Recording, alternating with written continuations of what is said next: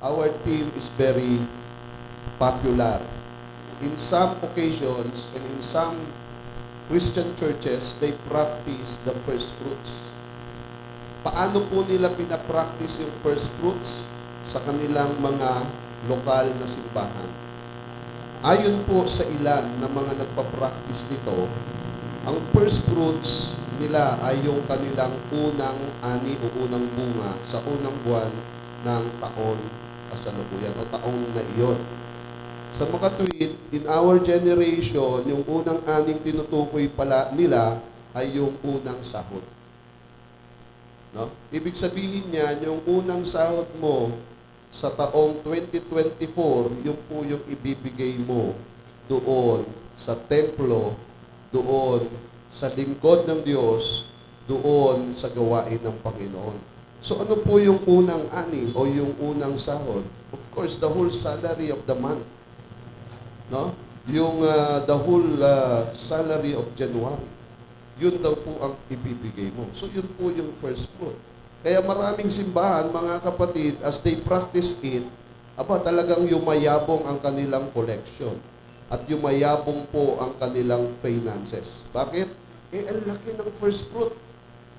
Kung 5 po ang miyembro mo at lahat magbibigay ng kanilang first fruit at ang bawat isa ay sumasahod ng 30,000, kwentahin nyo yun in 50. How much?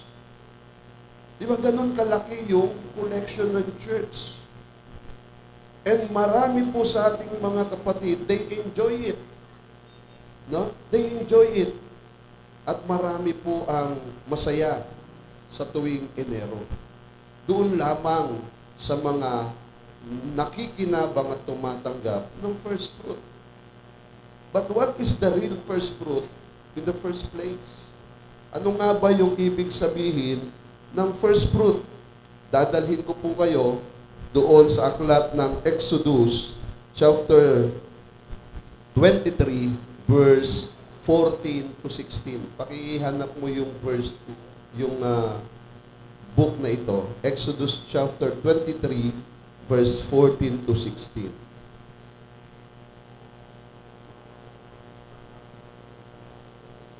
Okay, kung nakita ninyo, babasahin ko po sa Tagalog. Sabi po riyan, mga kapatid, ipagpipista ninyo ako ng 3 beses isang taon. Ipagdiriwang ninyo ang pista ng tinapay na walang pampaalsa. Tulad ng sinabi ko sa inyo, 7 araw na huwag kayong kakain ng tinapay na may pampaalsa. Ito'y gagawin ninyo sa takdang araw ng unang buwan. Ang buwan ng pag-alis ninyo sa Ehipto. Walang haharap sa akin ng walang dalang handog. Verse 16, ipagdiriwang din ninyo ang pista ng pag-aani, tuwing aanihin ninyo ang unang bunga ng inyong mga bukirin. At ipagdiriwang din ninyo ang pista ng mga tolda sa pagtatapos ng taon, sa pitasan ng ubas at ng mga bungang kahoy. Praise God. So, sa Biblia po, mga kapatid, we see the word first fruit mentioned 32 times. 32 beses na binanggit ang salitang first fruits. So this is valuable concept of every believer to understand. The very first mention of the word is found in Exodus chapter 23, yung binasa po natin kanina. So God's people are told to celebrate the festival of harvest with their first fruits. Doon sa binasa natin, may 3 pong festival na sinasabi ang Diyos na kanila dapat pong isi-celebrate. At isa sa mga festival na ito ay yung Feast of Harvest, kung saan sila ay hinihikayat na ang kanilang unang bunga, unang ani sa taon na iyon ay kanilang ipagkakaloob sa Diyos. Magandang principle po yan. Di ba? So, the whole chapter 23 of the book of Exodus, binasa ko po. At nakita ko po, mga kapatid, na ang buong kapitulo 23, nakapokus po siya, mga kapatid, unang-una sa paksang hustisya o katarungan. So in chapter 23 of the book of Exodus, ang yung focus po ni Moises ng kanyang isulat ito ay tungkol sa hustisya, tungkol sa katarungan. Pangalawa, naririto mga kapatid, yung pong pagnanais ng Diyos na bigyan siya ng selebrasyon tungkol sa tatlong pista. So isinulat dyan mga kapatid, ang tungkol po sa pista ng tinapay na walang libadura, ang tungkol sa pista ng pag-aani, at yung tungkol sa pista ng tabernakulo. Praise God. So, ito pong tatlong ito, mga kapatid, ang siyang, o pista ng tolda na tinatawag. So, ito po yung tatlong ito, yung hinihiling ng Diyos na i-celebrate ng mga Israelita. Kaya po yung concept ng first fruits, nandoon po yun sa pista ng mga ani o ng pag-aani. The Feast of Harvest. Okay? So, sabi ng Panginoong Diyos dyan, mga kapatid, sa verse 18, huwag ninyong sasamahan ng tinapay na may pampaalsa ang mga hayop na inihandog ninyo sa akin, at huwag ninyong hayaang matiras sa kinabukasan ang taba ng mga hayop na handog ninyo sa pagpipista para sa akin. Verse 19, dalhin ninyo bilang handog sa bahay ni Yahweh na inyong Diyos ang mga pinakamainam na unang ani ng inyong mga bukirin. At huwag kayong mag-alaga ng tupa o batang kambing sa gatas ng sarili nitong ina. So, ibig sabihin mga kapatid, binigay ng Panginoong Diyos yaong pong mga tagubilin na ito para sa kanyang bayang Israel na ipagdiwang ito taon-taon. Amen? Ang tanong ko lang ganito mga kapatid, praise God. Una, ito pong feast at maging yung practice ng first fruit, kanino ibinigay? Kanino binigay? Sa mga Israelita. Malinaw po yan. So in the book of Exodus, mga kapatid, ibinigay ang pagdiriwang na ito sa kanyang bayan, sa mga Israelita. Okay? Ibinigay kaya ito o ibinigay ba ito sa mga dayuhan? Sa mga hindi Israelita? Of course, di natin makikita sa Bible yon. No? Ang tiyak, mga kapatid, ibinigay ng Diyos na si Yahweh ang pagdiriwang ito sa kanyang bayang Israel. Okay? So let's continue. Sabi diyan mga kapatid, first fruits of agricultural harvest or livestock, firstborn of people or cattle belong to the Lord. Yan po yung sa Old Testament passages. Ang lahat daw po mga kapatid ng unang bunga, kahit nga yung firstborn yung unang anak, yung panganay, sa Lord yan mga kapatid, inihahandog yan ng mga Israelites sa Panginoon. No? So kaya nga nagkaroon ng practices tayo ng paghahandog sa Panginoon. It is because in Old Testament, meron pong mga kahilingan ng Panginoon. At iyan po ay ilan. So they brought first fruits as the holy offering to God and gave them to the priest. So kapag sila'y pumupunta sa templo, dinadala nila yon doon sa saserdote. At doon nila'y pinagkakatiwala ang kanilang unang ani, no, para sa Panginoon. In addition, this term also refers to the best quality or choices or fullness as a tribute to God. Pag ikaw daw po ay nagbigay ng kaloob, kapag daw ikaw po ay nagbigay ng iyong first fruit o unang ani, sisikapin mo na ang iyong ibibigay ay mabuti at mahusay, maganda, malinis, at totoo. In fact, mga kapatid, ito po ay best quality. No? Kung meron man na kalidad na susukatin, ang offering mo dapat ay best quality. So, ito po ay binibigay natin sa Diyos, no? As a tribute to God. As a tribute to God. Ano pa? Sige, next po. So, God called His people to bring the first yield. Yung first yield, yan din po yung first fruit, from their harvest to Him as an offering. Kaya kapag nagkakaloob daw po yung mga Israelita ng kanilang first fruit, ito ay kanilang alay at handog sa Diyos. So this was to demonstrate the Israelites' obedience. Ulitin ko. So, ipinakikita rito, mga kapatid, yung pagiging obedient ng mga Israelita. At ano pa? And reverence for God. Yung kanila pong paggalang, yung kanila pong pagbibigay-pugay doon sa Diyos. It also showed that they trusted God to provide enough crops to feed their family. So isipin nyo, mga kapatid, kapag ikaw pala'y nagpa-practice ng first fruits, ito ang iyo pong mga nasa isipan. Yung mga Israelita na nagkakaloob sa Diyos na si Yahweh ng kanilang mga unang ani, ng kanilang mga unang bunga, ang kanilang nasa isipan ay ito. Una, pagsunod sa Diyos. Pangalawa, paggalang sa Diyos. Pangatlo, pagtitiwala sa Diyos. So this is the first fruits principle. And this is very good. Kung ikaw po ay nabubuhay ngayon, kagaya po natin na nasa bagong tipan, praise God, these principles in giving ay marapat lamang na atin pong isasagawa. So kapag ikaw ay nagkakaloob sa Panginoon, whether it tithes or offering, so make it sure na ito'y ginagawa mo in obedience to God. Second, in reverence for God. And third, trusted God. Pinagtitiwalaan mo ang Diyos. No? Pinararangalan mo ang Diyos at sumusunod ka sa Diyos. So kung meron bang dapat tayong matutunan sa first fruits, ito ay ang tatlong nababanggit. Amen? Ito pong mga prinsipyong ito.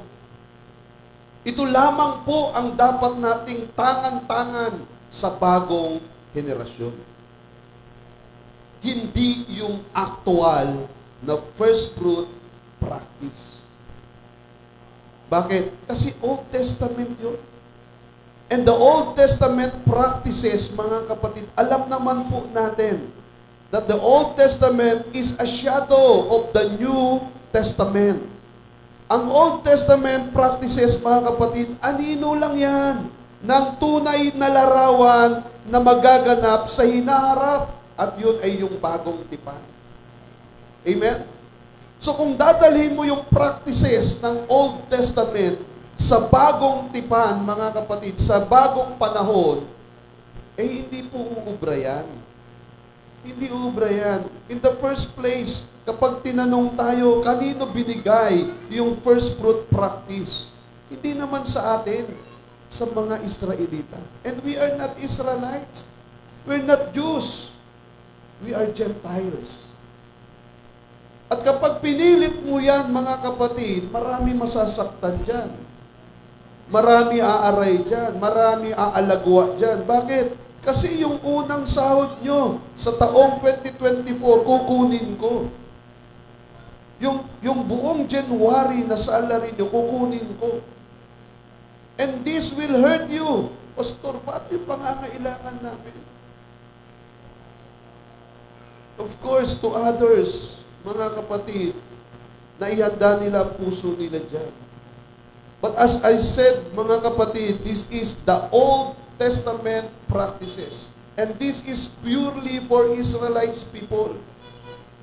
Ngayon, kung meron man tayong dapat dalhin sa practice na ito, yun ay walang iba kundi ang mga prinsipyo. Mga principles in first fruits practices. Ano yun? Obedience, reverence for God, and trusted God. Amen? Now, we will go on to the New Testament. Because we are living in the New Testament. No? Wala pong isinulat sa lumang tipan nang hindi tungkol sa Panginoong Hesukristo. Tandaan nyo yan, mga kapatid. Lahat ng sinulat ng mga propeta ay tungkol sa Panginoong Hesukristo. Lahat ng sinulat nila. Why? Because Jesus Christ, ang Panginoong Hesukristo, siya ang kapahayagan ng lumang tipan. Pagdating sa Panginoon, mga kapatid, yung mga bagay na hindi naiintindihan sa lumang tipan, nahayag sa katauhan ng Panginoong Hesus. Yung mga malabong paningin o malalabong palaisipan doon sa lumang tipan, naging maliwanag sa katauhan ng ating Panginoon. Siya po ang kapahayagan ng lumang tipan. So in New Testament, the first fruit practice is this. So in either case, we Christians are the first fruit of His creation. Likely meaning we have standing above all the rest of what He has made. Ang ibig sabihin niyan, mga kapatid, unang-una sa lahat, tayo pong mga Kristiyano ay tinawag ding mga first fruit. Unang ani, unang bunga. Unang bunga saan? Paano? No? Sapagkat tayo po ay nilikha ng Diyos. No? Tayo po ay nilikha ng Diyos. Sabi diyan, likely meaning we have standing above all the rest of what He has made.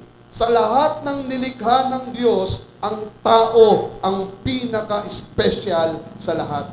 Siya ang binigyan ng kapangyarihan, binigyan ng otoridad ng Diyos na lumikha sa Kanya. So what more evidence do we need that our God is good and loving and powerful and faithful to us? Ano ba ang pwede nating hanaping ebidensya? Sabi ng James chapter 1 verse 18, above all the creation, sabi diyan sa Tagalog, niloob niyang tayo'y maging anak niya sa pamamagitan ng salita ng katotohanan upang tayo'y maging pangunahin. Isipin niyo, pangunahin, higit kaysa lahat ng kanyang mga nilalang. Nakita niyo mga kapatid? So higit sa lahat ng nilalang, tayo ay nakahihigit sa kanila. Sabi po ng Aklat ni Santiago, Kapitulo 1, talatang 18. Sa Aklat ng Pahayag o Revelations chapter 4, ito naman ang makikita ninyo. Sabi diyan mga kapatid, mga lalaking nanatiling walang dungis at hindi nakipagtalik sa mga babae na natili silang mga birhen, sumunod sila sa kordero saan man sila magpunta, sila'y tinubos mula sa buong sangkatawan bilang mga unang handog sa Diyos at sa kordero. Sa English translation niyan mga kapatid, ito yung 144,000 believers na nandoon sa Book of Revelations na naghihintay sa ating Panginoong Jesucristo. So sino sila mga kapatid? Sila daw po yung mga nagtagumpay. They are also the first fruits. Kaya sa New Testament, ang first fruit, yung pong mga believers, yung pong mga Kristiyano, yung mga sumasampalataya sa ating Panginoong Jesucristo. They are the first fruits. Pero higit pa riyan ang gusto kong makita ninyo. Higit pa sa atin, higit pa sa mga Kristiyano na nakita nating tinawag din ng mga first fruits. Ang galing, first fruits ka. Kasi kapag ikaw po ang naging unang Kristiyano sa pamilya nyo, first fruit ka nga talaga ng Panginoon. Kasi kasunod nun, magiging Kristiyano, magiging believer na rin yung kapatid mo, yung magulang mo, yung mga kamag-anak mo. Di ba? Ganun ang nangyayari. May pagkakataon, mga kapatid, ikaw talaga yung una, tapos the rest, yung mga kamag-anak mo, sumusunod na. So, nangyayari sa atin na tayo talaga ang first fruit. Now, let's continue. Balikan po natin yung slides. Praise God. So, okay, next slide. So why is Jesus called the first fruits? So in the New Testament, mga kapatid, as the Old Testament first fruits symbolize the consecrated the entire harvest that was to follow. Yung pong harvest, mga kapatid, yung pong unang animo, kinonsecrate yan. Pinapaging banal yan. Kaya pag dinala mo yan sa templo, sa Old Testament time, sa Old Testament practices, pag dinala mo yung unang animo sa templo, pinagpapala ng Diyos yan. Si Kristo, mga kapatid, ang ating Panginoong Jesucristo, Christ's resurrection was the fourth phase of the resurrection of all believers yet to come. Ang ating Panginoong Jesucristo, ang kanyang pagkabuhay na magmuli, ito daw po, mga kapatid, ay unang bunga na magaganap sa pagkabuhay na magmuli ng lahat ng mga mananampalataya. So the resurrection of the Lord Jesus Christ, yun lang po yung simula. Yun lang po mga kapatid yung unang ani. Pero ang kasunod nun, lahat ng sa kanya'y sumampalataya, mabubuhay na magmuli. Amen? So, sabi dyan mga kapatid, His resurrection is our assurance that one day all believers will be raised from the dead and will receive new resurrected bodies. No? Lahat daw po ng namatay na may pananalig, na may pananampalataya sa Panginoong Jesucristo, isang araw lahat silang mga mananampalataya ay mabubuhay na muli. No? Bibigyan sila ng katawang kagaya ng katawan ng ating Panginoon nung siya'y mabuhay na magmuli. Yung resurrected bodies. At yan po ang nagiging bunga ng unang ating itinanim o inihandog, si Jesus Christ. Let's continue. So sabi po ng Corinthians chapter 15 verse 23. Basahin po natin kung meron kayong mga Biblia. Puntahan niyo po yung 1 Corinthians chapter 15 verse 23. Ngunit ang bawat isa ay may kanya-kanyang takdang panahon. Si Kristo ang pinakauna sa lahat. Pagkatapos ang mga kay Kristo sa panahon ng pagparito niya. Okay? So may kanya-kanyang panahon daw, nakatakdang panahon daw po ang lahat. Si Kristo ang pinakauna sa lahat. At pagkatapos ni Kristo o ng Panginoon, praise God, ang mga kay Kristo sa panahon ng pagparito niya, lahat naman daw po ito ay mabubuhay. Unang binuhay ang Panginoon, unang nabuhay ang Panginoon. He is the first fruit, praise God. At pagkatapos noon mga kapatid, sa kanyang pagbabalik, lahat ng mga namatay ay muling bubuhayin para sa kanya. Amen? Palakpakan po natin ang Panginoon. Everybody say, praise the Lord. Next. Praise God. So, who are the first fruit in 1 Corinthians? So sabi diyan, even better for those who believe in Him, Christ was not the last to be raised from the dead. Instead, sabi po ni Paul, mga kapatid, Paul describes Him as the first fruit of those who have died. So those who have fallen asleep. Kasi ang pagkakalarawan po ni Pablo doon sa Korinto, yung mga natutulog. Yung mga namatay, tinawag niyang mga natutulog. So sabi po ni Pablo, praise God, si Kristo ang pangunahin. Siya yung unang binhi. Siya yung unang ani. At kasunod doon, ang lahat ng mga Kristiyano na namatay sa kanilang paglilingkod sa Panginoon, sila na mga tinawag na mga natutulog, ay mabubuhay sa kanyang pagbabalik. So the first fruits were the first of the season's crop given by faithful Jewish people to God. Kung babalikan po natin mga kapatid, yung first fruit na pinapractice ng mga Israelita, yun po yung mga season's crops. No? At ibinibigay nila yon sa Panginoong Diyos ng tapat bilang kanilang alay at handog. Ano po yung season's crop? Pag sinabing season's crop, kung ano yung napapanahon na produktong agrikultural, yun po yung kanilang inihahandog sa templo. So hindi mo kailangan na maghanap ng ibang ihahandog kasi kung ano po yung napapanahon. Kung natapat na January halimbawa at in Old Testament ay maghahandog ka ng yung first fruit sa Panginoon. Of course, ang pipiliin mong na crops na ihahandog ay yung nagbubunga sa panahon ng Enero. Di ba? Mga gulay. Wala pong ani ng palay ng Enero. Kaya hindi ka pwede makapaghandog ng palay. So, yun daw pong season crops. Ganun po sa Old Testament. But what we are talking about in the New Testament is the Lord Jesus Christ as the first fruit. No? At yung mga believers in their time, in His time, tayo po yun. Tayo yung mga seasons crops. At tayo po mga kapatid ang nagiging bunga ng Panginoon bilang Siya ang nagiging unang ani o unang alay. Amen? So tuloy po tayo. So first fruits of them that's left. Sabi po sa Korinto mga kapatid, since the first fruits are a sign that the harvest has begun, and many more crops are yet to come. No? The Apostle Paul is saying that Jesus Christ was the first fruit among the dead. No? Them that slept, sabi po ni Apostle Paul, to rise again and that many more will yet be resurrected. Siya lang ang simula. Pero ang kasunod nun, lahat ng namatay sa kanya, mabubuhay din. Amen? Mabubuhay din. So, yan po ang first fruit.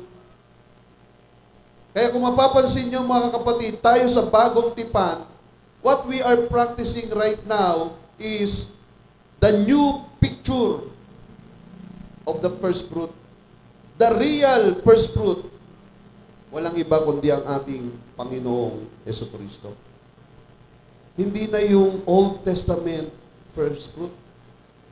Isang araw, habang ako po'y nasa misyon, meron pong lumapit sa akin na isang worker natin. Sabi niya, Pastor, pagdamutan mo na po yung aking unang ani. So, nung tinanggap ko yung binibigay niya, nakita ko ang daming pera. Kasi sabi niya, that is her first fruit. So that means, yun po yung unang sahod niya sa taon na yun. Yung 1 month salary niya, binigay niya sa akin. Hindi ko siya pinigilan kasi ayoko mapahiya. At tapat naman sa kanyang kalooban ang kanyang ginagawa. But after that, mga kapatid, tinuruan ko siya about the first fruit. The first fruit, brothers and sisters, is not all about your money. It's not all about material thing. It's not all about finances. It is about the Lord Jesus Christ. Yun ang dapat nating makita. The real first fruit is the Lord Jesus Christ.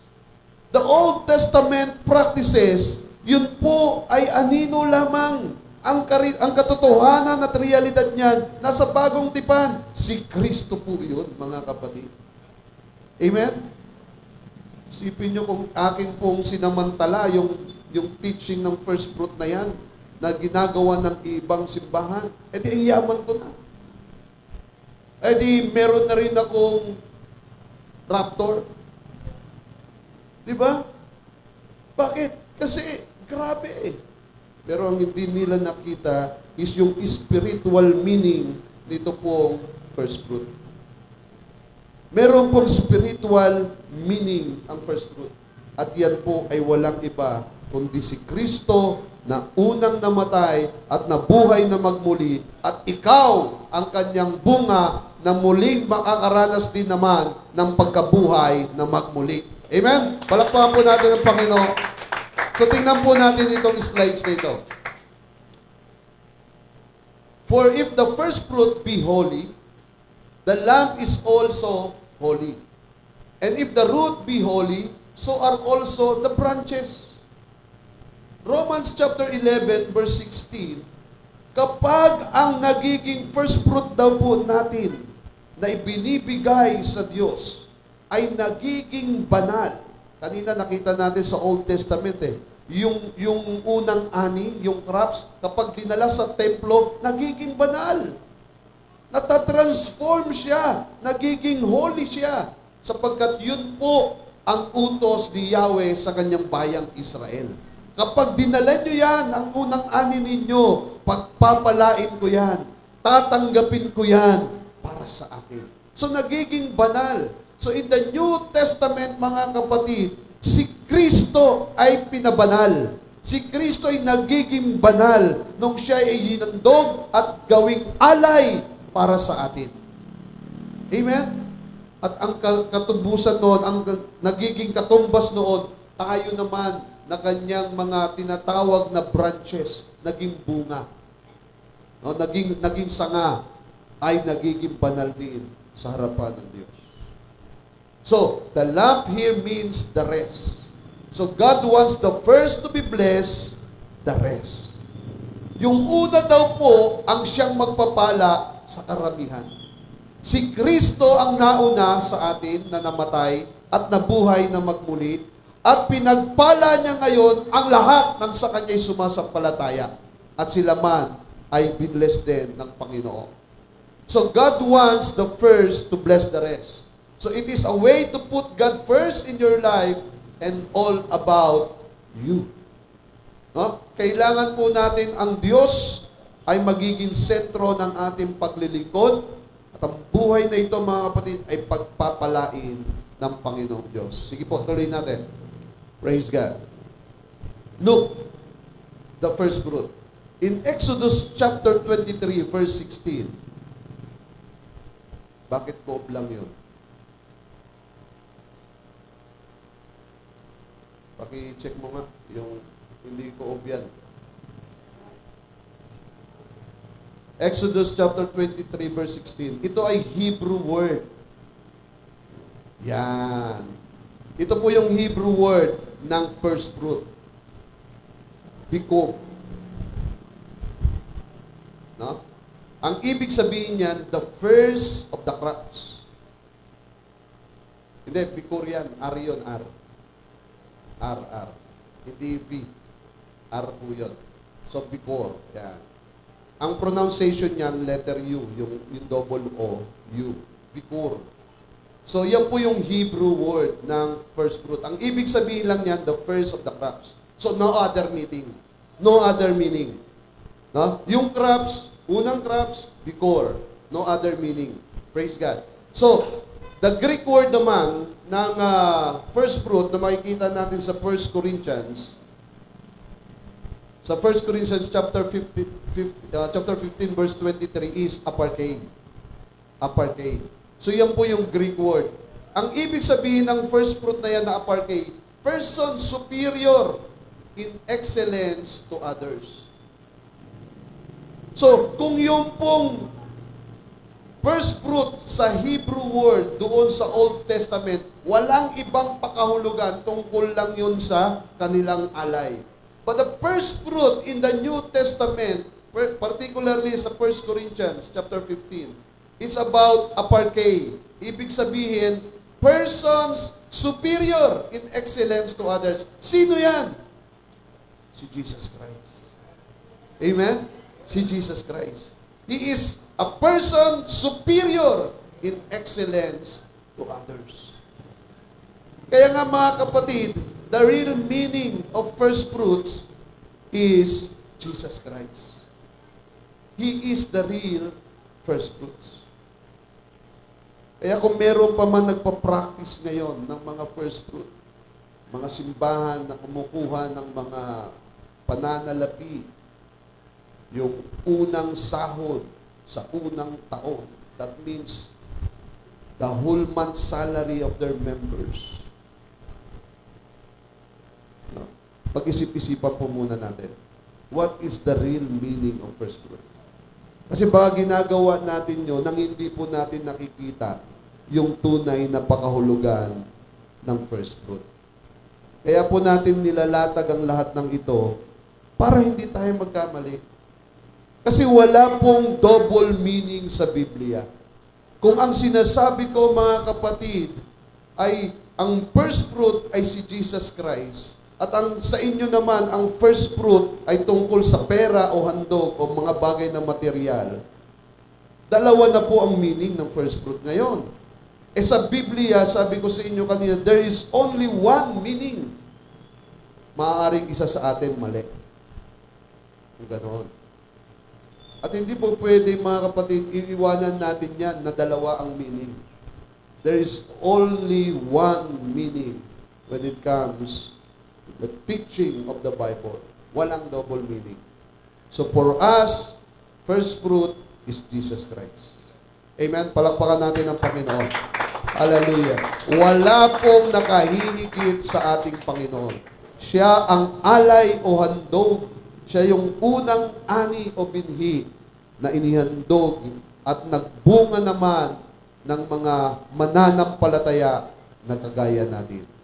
At ngayon, kung paanong nabuhay na magmuli ang Panginoon, ikaw din, kapatid, ay muling mabubuhay na magmuli. Because the first fruit was already served. And you are the fruit of that first fruit, no other than the Lord Jesus Christ. Tayo pong lahat ay tumayo, mga kapatid.